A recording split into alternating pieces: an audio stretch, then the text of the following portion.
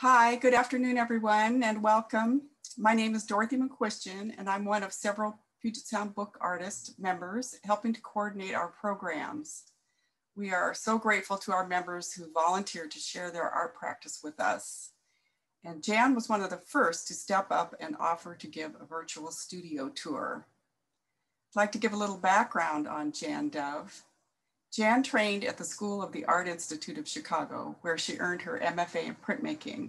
Her prints, drawings, and artist books have been shown internationally, and she's been honored with residencies at the Blue Mountain Center in New York, UCross in Wyoming, and Hypatia in the Woods in Shelton, Washington. She's received numerous awards and grants from the California Arts Council, the Alameda County Arts Commission, and the School of the Art Institute of Chicago.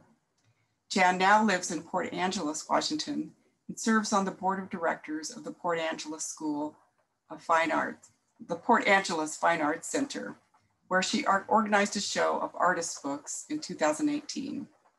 Her art influences are Kathy Kollwitz, Artemisia Gentileschi, and Anonymous from the cave wall tradition. I'm very happy to introduce you to Jan. If you would put your questions in the chat for now, and we will address those questions after her presentation. And without any more, here is Jan. Welcome. So first of all, I want to thank you, Dorothy and the Puget Sound Book Artists, for this opportunity to share my space and my work. I've looked forward to this, and here we go. Okay, we'll start with a historic photo of my street. The building is in the middle on the left, and it's still here, believe it or not. It was built in about 1919. And if you look on the hill behind, at the top of the street, you'll see a zigzag. And this is a feature that is still used by many locals as a free and very effective exercise facility. Here's our space now. If you've visited downtown PA, you've seen it. In the summer, the flower pots are fired up with begonias. On any afternoon, you can look through the lace curtains to see people with their cell phones taking pictures here. But this is the northish side of the building, so there are no tomatoes. During the winter, we are visited by ruby-crowned kinglets in search of nutritional delicacies. Come in, come in. This is the view from the front door. On your right is a linoleum print, which I did many years ago, titled "This Fable I Know to Be True." And beyond that is my Epson 9900 printer, which is just like what you have on your desk, only bigger. In the door on the left, that's the pick-and parlor, or the showroom for the hand-built guitars created by my partner, Steve. These are his prototypes for prospective clients to play and let Steve know what changes they would like for the guitar of their dreams. On the wall is one of my paintings, which Steve wouldn't let me abandon when we left West Oakland. And behind the next door is Steve's workshop, where he actually designs and builds his beauty. In the that's deeper into the shop, this door with the restroom, that's actually the entry to our very efficient apartment. And turning around, you can see evidence that this is actually a live and workspace, and we would have it no other way. It took some work to convince the PA powers that be to let us live here. Now going back into the hall, here's the business end of my printer. And above it, you see another lino print. This one is from the days when I had a California Arts Council grant to work as an artist with prisoners. There I learned the prisoner way of making art, detailed, time-consuming. Some have asked me if this is an etching, but it is not. It's a lino print that just has thousands of tiny cuts. I still have some of that energy, but now it is different. I spend hours and hours in Photoshop on each image. On this printer, I can make prints that are up to 44 inches wide. This one is Fog Longs for Its Lost Trees. Mostly now I use the printer to print the layouts of books, which I then cut up into their little parts. Here's the view from inside my shop. In the center is my shelf with the artist books I've made since moving to PA. Also, I pin proofs on the wall so they can keep provoking me. There's some more there. And this is Mom's memorial table, where occasionally Steve and I get together for dinner. It's also good for book assembly. And pre-COVID, it hosted my writers group and small committee meetings from the Port Angeles Fine Arts Center. Across from the table is one of my experiments printing on silk. I find it impossible to get a crisp line on the silk, so I have discontinued this investigation. Behind the silk, however, is the door to that which shall never be revealed, AKA my storage closet. Under the carousel horses, you see some clear film taped to the bookcase. It's there to discourage Miss Kitty's sculptural instincts. Deeper into my space, my PSBA apron is there on the wall, and my paper shear. Having a tool that is perfectly square is very satisfying compared to a straight edge and X-Acto knife, but it also adds to my decal dilemma. I'm an aficionado of beautiful edges, and I have to keep learning that for everything, there is a time and a place. On the wall here, you see some of my newest images gestating. Come closer. Prints will never be as eye-thrilling as images made out of light on a screen. So I keep asking myself, what are you going to do about that one? Next door, some of my ancestors and me.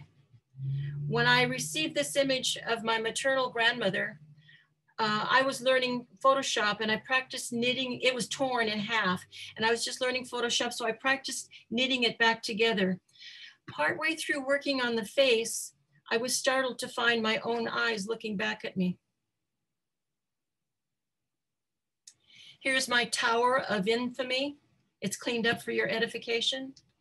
It rests on some flat files that came into my possession in West Oakland. A sculptor who lived near us came over one day to say there were some files on the sidewalk outside a nearby art store. We walked over there to inspect. We wanted it, but it would never fit in our vehicle. Sweet man that it was, the sculptor loaded it into his van and it barely fit in his van and he brought it home. It almost wouldn't fit through our door and it's very heavy. Hidden on top of this is a light table, which I use occasionally. Here's my book press. I purchased the iron part and Steve added the hardwood on the bottom.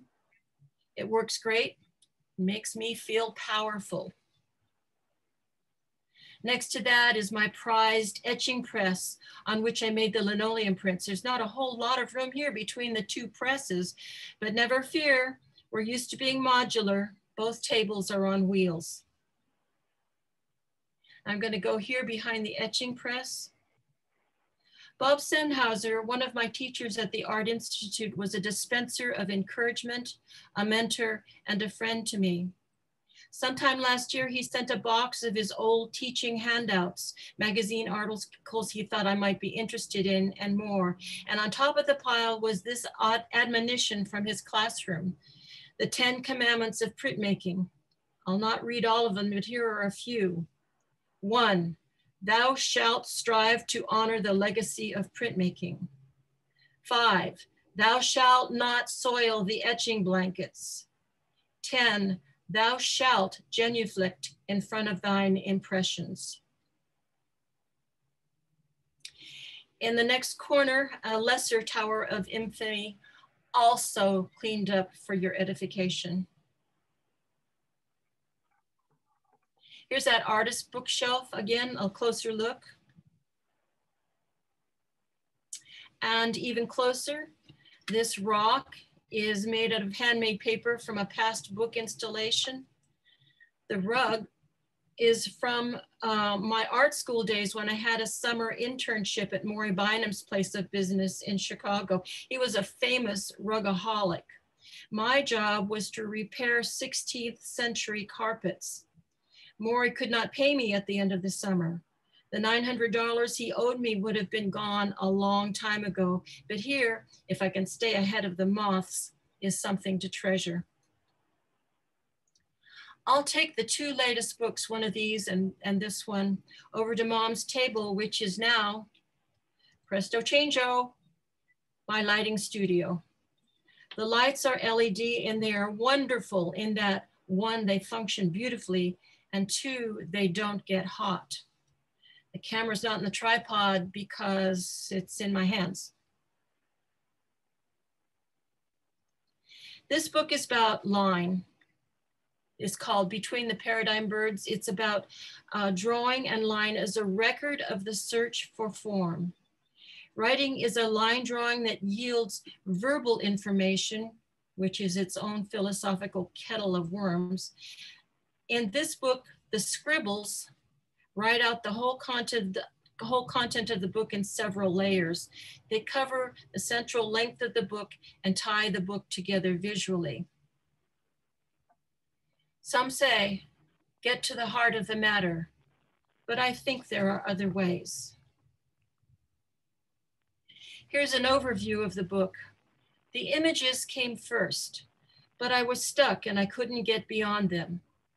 Then I took a PSBA workshop with Anthea Karanassos in which she presented ekphrastic writing, where the creative writing comes from the view of the image. My words came from these images, so it seemed appropriate to put the images in pockets under the words. Learn from the caddisfly larva and gold dust. She will build her shield from whatever is available in the stream. She knows there are energies in the edges where geographies touch. As an aside, this verbal image comes from my discovery of French artist Hubert Duprat, who puts caddisfly larvae in water with tiny bits of gold and tiny pieces of precious stones, and he lets the larvae make his art for him.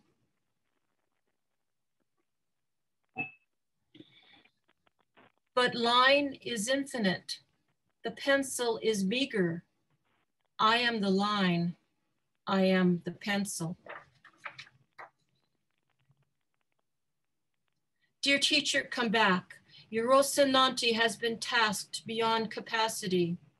Here's another aside. Rocinante was Don Quixote's horse, past prime and under-equipped for the task. So the teacher said, do not be distracted by the dazzling center of the comet, but look just to its side. Let the corner of your eye catch the long truth of it. My gift is in the sacred space between the notes, cello notes, bird notes, foghorn in the night notes. And as in any matter where two sides come together, more abounds hidden. The second book is called The Chronicles in the Time of Corona. And let me here acknowledge my debt to Marquez for the title. The cover image is one that has been stamped on our collective consciousness over the last year. And the top was all cut out by hand with scalpel, and my fingers still hurt. So here's the first page of the book, and here's how the book is structured. Each page contains a cartouche, I call it a cartouche, filled with what I call calligraphy, and the letters of the calligraphy are taken from little motifs that I take out of the image, and this little thing here got squished down and put in there for an example. And to the left is my quote, translation of the words in the cartouche. So starting with the first page, Morning of Worlds Apart. Hurricane in the corner. Days of necessary deferral with gift, but no parade this year. Isolation to bursting, creatures of discontent, flowers of volcan, wings for the disconnected. Calm the noise, find thanks to give. Startled recognition of other masked isolations, sidewalk pacing. For the unmasked, fallout casserole with crushed potato chips. Elegy for the child of a collapsing sphere. Binary dreams and cold comfort, what price would you pay? Composer John Cage says that if you play any series of sounds repeatedly, after a while they become a melody. This book is starting to make sense to me. I am so glad it evolved from the images rather than from the idea of illustration. That gives it room to grow in the reader's consciousness, to grow and to teach. Finally, this is where you came in. This is the door. This was to your right as you came in. It's my woman's cave. It's my place to think, to work things out, and sneak in an occasional nap. So here's my sacred space, a room of my own, bright, compact, and easy to heat.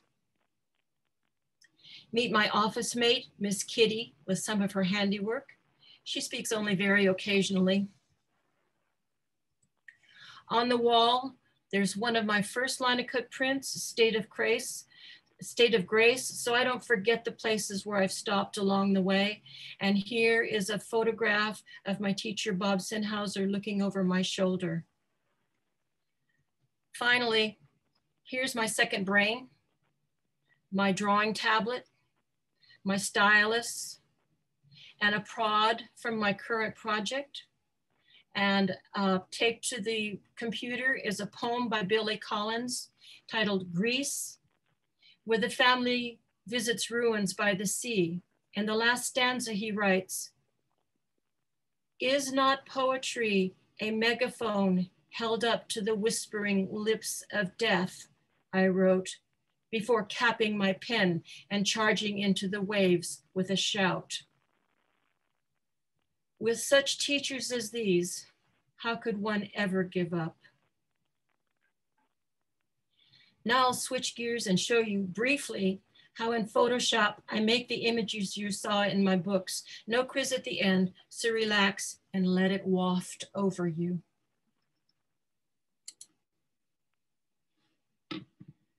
I'm going to share the screen again. And here's the demo. And where is, oh, there it is. And let her go. Here's a part of a visual idea in process. You may remember seeing a test print of this during the tour. Since the works involve lines that I get from drawing the figure, let me show you what a figure drawing file looks like. Here's one typical figure drawing. And if I come over to the layers, if I close down what I did on these layers, I have what is equivalent to an opaque piece of paper. But then on top of it is this stack of transparencies. And in the first one, I do my gesture drawing, where I just get my bearings, and then I can add more lines and firm things up. I add another layer and use some fatter and softer brush tools, and I can get rid of my earlier lines, but I usually prefer to leave them. I add more layers with different modifications until I am finished or until I mess up the drawing. Fortunately, in Photoshop, I can backtrack by deleting the offending additions. Here's another one, and it looks like this when I get it home because I have several drawings on here, several poses. Let me clear some of this off here. So once again, you see the white piece of paper, gesture drawings. Then I did just a little quick study of how the light's falling on the figure and a little bit more. And then we ran out of time. These were very, very quick drawings, maybe a minute. Let's look at one more, the red row. I use this one a lot in the project. So there's the first layer, and I really like this stuff, so I'll come back to it. And then a little bit more to firm it up, and a little bit more, and I start painting with a brush that has like a watercolor on it, and then I run out of time. But I find that I really like what happened on the last layer here. I might come back and choose that. Now, let's close these up. I find that sometimes when a model takes a pose, my pencil can do no wrong. That shows me that that model knows something about projection. In this case, I remember having to work really hard on this one. But I wound up in the end with a drawing that intrigued me, not because I liked the model so much, but because of the push and pull of the line, kind of like a pen and ink drawing. As I have said in other contexts, I've come in to see these lines and smudges as the record of my search for form. It's the record I'm interested in, and that allows me to do a lot of things with these lines and smudges. So let's go back to the project itself, and I'm going to clear these off. And the first thing I do on my pristine sheet of paper, I'm gonna paste down a photograph of some gold leaf. And that's good. I know I'm gonna draw in white on this gold leaf. I don't like the white on the edges. It's bonking me in the eye. First of all, you notice that I skipped sequence here. And that is because as the work progresses, mathematical relations are set up between the layers. And I'm not responsible for the mathematics. I just make the choices and think kid in a candy shop. So here we got my gold leaf and the white that's bonking me in the eye. So I'm going to put a background of some cedar. And if I turn off the gold, you'll see that it's just a photograph of some cedar. I turned it upside down.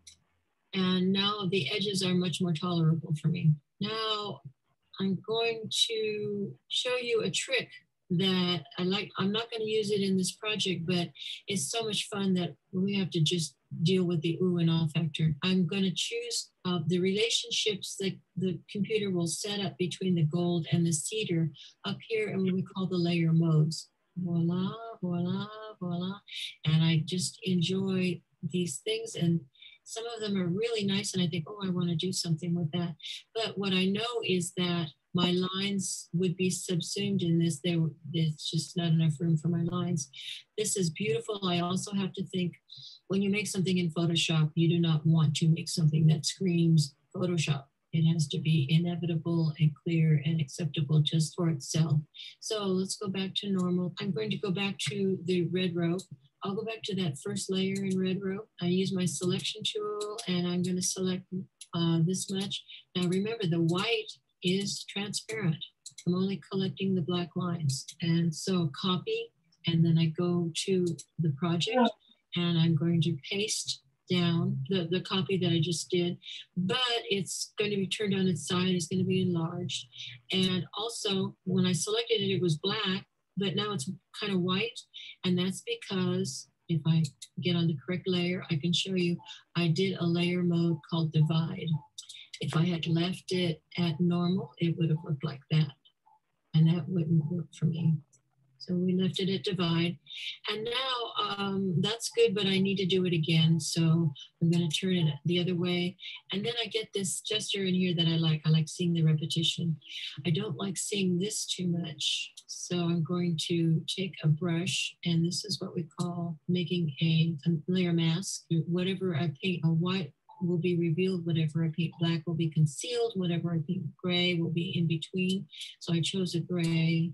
And I'm going to come in and take this out, not all of it, but just some of it, because it's not going to work with my lines. Now, the next thing we did was we went back to the Toby drawing, and I selected him with my little selection tool.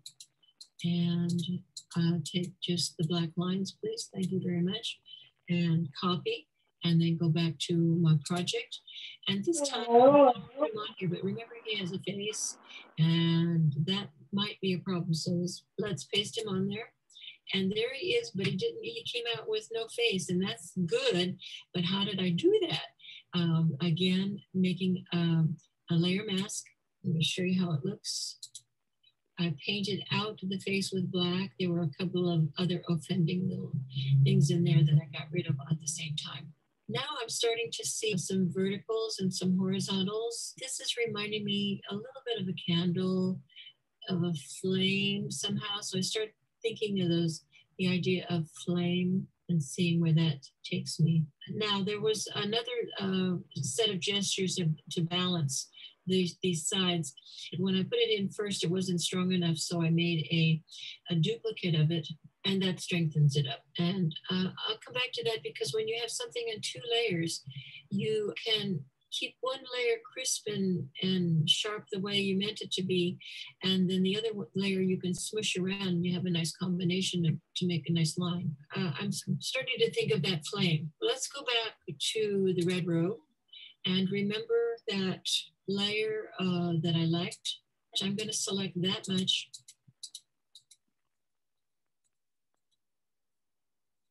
And copy it, go back to the project, and I'm going to paste it in, and it looks kind of like that. I enlarged it, I turned it upside down. That's good, but I want to get rid of some of this stuff. I don't want to keep the drawing in the lines, but I want to get rid of some of this stuff. So I create another layer mask, and with my brush, I paint out with black, and whatever is left is what's left. When I first did it, I painted all this stuff out, and I didn't like just this blank area. I liked the spontaneous, accidental kind of things that stayed there. And one flame is good, but that does not make a forest fire. Let's do it again, and again, and again. That's good, but now the white is just too white. Remember when we had those forest fires, the sky was orange, and everything had an orange tinge to it. So I made a layer that is just what I call a tan overlay, and did that to it. That started getting to the idea of how the air was. Let me show you what it looks like. It just looks like that, with an overlay mode, and I'd reduced the opacity to 73%. At this point, I said, oh, that's good, but it's too dark. So I had some adjustments that I could make. The first one is it measured how I use my whites and my darks. I'm not going to go into it too much here. Another one that I did was the brightness contrast. And what that looks like is this. So where I had it, I think was okay. And then the contrast, you can make it dull, or you can make it so contrasty that it's not pleasant to look at. I went around looking for red things to put in there, and I couldn't find anything that really worked. You have to be careful what you imply with what you add to your visual work. I decided to make something like a red sun. I'm thinking about the forest fire and how in the evening you go out and see the sunset, and it was just this red disc that you could look at, and everything felt so heavy. I'm going to make a pretend layer, and that's how I do that. Be sure I'm always on this pretend layer that I'm going to throw away now. And I'm going to choose another selection tool, which is an ellipse, but it'll make a perfect circle if you use your magic fingers. And I noticed that it says feather 10%. And what that means is that the center of it, where I'm putting color, is going to be 100% opaque. But right here from the edge of the circle to the outside for 10 pixels, it goes from opaque to transparent. And that makes it nice for blending things in. So here we are. I choose this tool, press down on Shift, pull from the center of the circle that I want to make, and there's a circle. Now I want it to be red, so I go to the palette and I choose the reddest red I can get, kind of on the orange end of it rather than on the rosy end of it, the orange end, and I say okay, and now I've got that red. And I take my paint bucket tool and be sure you're on the right layer. Oops, yeah, this is a pretend layer. And you drop the paint bucket in and that's good. We'll get rid of the marching ants there. You see the transfer from opaque to transparent right in here all the way around the edge. But the red's too red. So I'm not going to go through the steps to show you this next step, but I'm just going to show you what happened.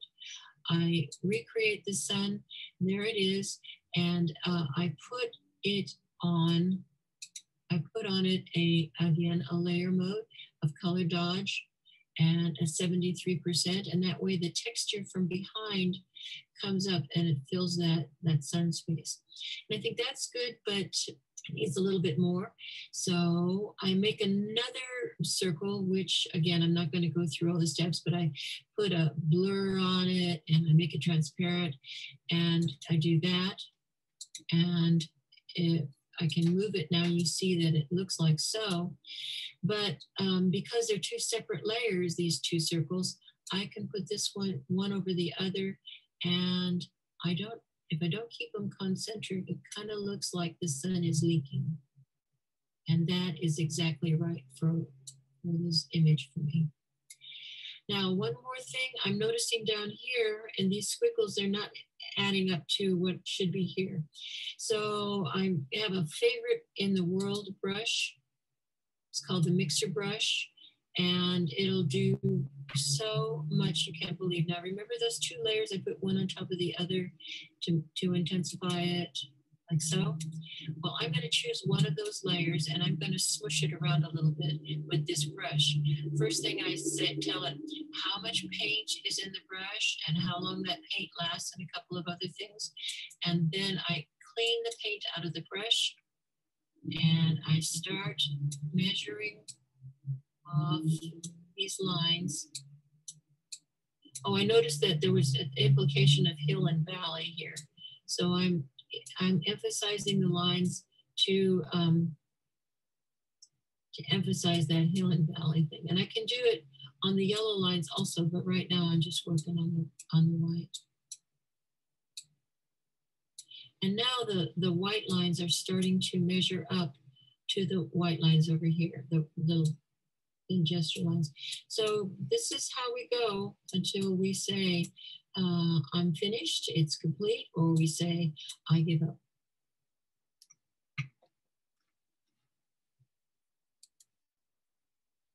So there you go.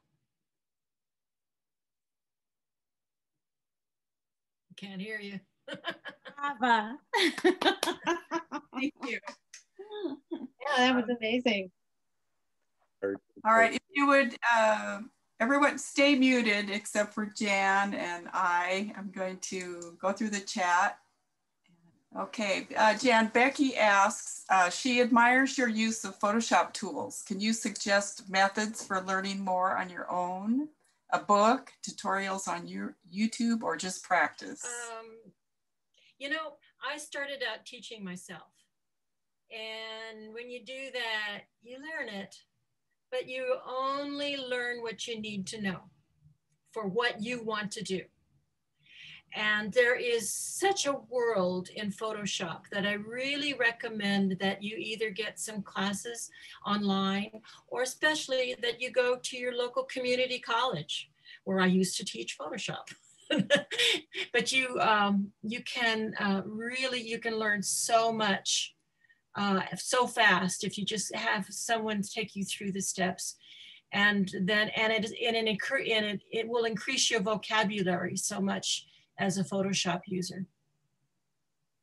Yeah. Okay, great. Thank you. I had a question about your, are you working with the live models in this time, or? Yeah. The drawings that you saw, we used to have a life drawing group, like a writer's group, a life drawing group, and we would get together and we would chip in. This was at George Stein's studio in just outside of Port Angeles. And so every week we had some models, and I just love it. I just lose myself there. I go in for 3 hours, and it's like when I used to teach art in prison, the prisoners would come up to me afterwards and say, wow, I was free for 3 hours. And enjoy getting lost in drawing the model. And so that's what I used to do. And of course, I have some drawings that are from years and years ago, but you don't have to limit yourself to the nude model. You can draw anything. I could draw anything and use the lines. It's the search that's important to me. And using those lines in ways that are not limited by what the drawing is supposed to look like. You can make totally new things out of them. And in Photoshop, on the computer, you make things that cannot be made any other way. Andrea has a comment. What I paint with black will be concealed. What I paint with white will be revealed. Seems like an incantation. I remember so much your prophetic works. These more like explorations in aliveness. So that was more of a comment. A lot of people are speechless. It's like magic, very impressive, wonderful presentation, poetic. Yeah, lots of. Okay, here's a question from Lucia. When you're in the life drawing studio, are you drawing on your tablet? Yes. Oh. And a lot of times this brings unwanted attention to me, but people get used to it. You know, oh, here she comes with her computer again. I was wondering, when did you start using book arts as part of your art? Back in the Art Institute of Chicago, back in 1980, I got a chance to take an elective, and I just signed up for the book binding class with Joan Flash, who was a world famous book artist, and her she died, but her collection of artist books is still at the Art Institute in Chicago. It's a world famous one. And she was such a good teacher. Again, my life is so, I owe so much to my teachers. She was such a good teacher. She just infected me, and I just fell in love with making books. And so I made a lot of books then. And after graduate school, I came back to California, and I didn't have a peer group. I didn't have a group of book artists to work with. But when I got up to San Francisco, I got connected with the book artists in San Francisco, and I started making books again. And then when I moved up here, of course, I got connected with PSBA, and I just haven't let go. Yeah. Great. All right. Okay, I think that is the end of the questions. Thank you so much. You are so welcome. This was just wonderful. And I know some people will need to leave, but I think we will unmute everyone. And Sally, do you want to do that? And so if people would like to stay and chat a little bit with Jan, we can do that. Yay. Thanks, Jan. That was just really great. Thank you very much. Yeah, thank you.